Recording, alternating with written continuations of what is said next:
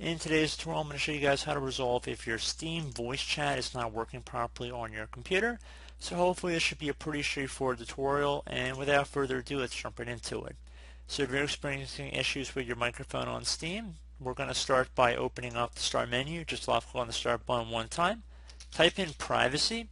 Best match should come back with Privacy Settings above System Settings. I'm going to left click on that. And now on the left side, you want to go underneath App Permissions and left click on Microphone. You want to make sure Allow Apps to Access Your Microphone is selected or turned on. And then scroll down until you get to Steam, and you want to go turn that to the on position. So if it's turned off, just left click on the toggle position to turn it on. Pretty straightforward. Close out of here. And if you're still experiencing an issue, I would suggest going and opening up the Start menu. Type in Sound.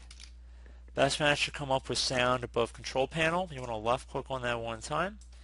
Now, if you have any other devices listening here, you want to set them as default if that's supposed to be the correct one. And if you notice you're missing any, you can just right-click in a blank spot in here. And make sure Show Disabled and Disconnected Devices are both checkmarked.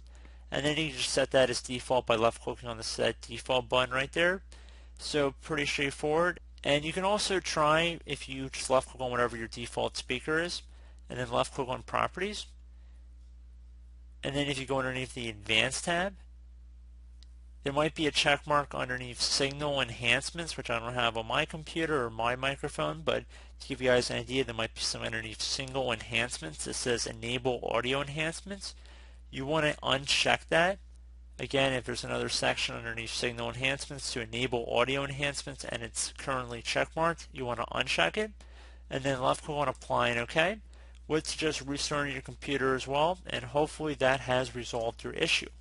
So as always, thank you guys for watching. I do hope I was able to help you out, and I look forward to catching you all in the next tutorial.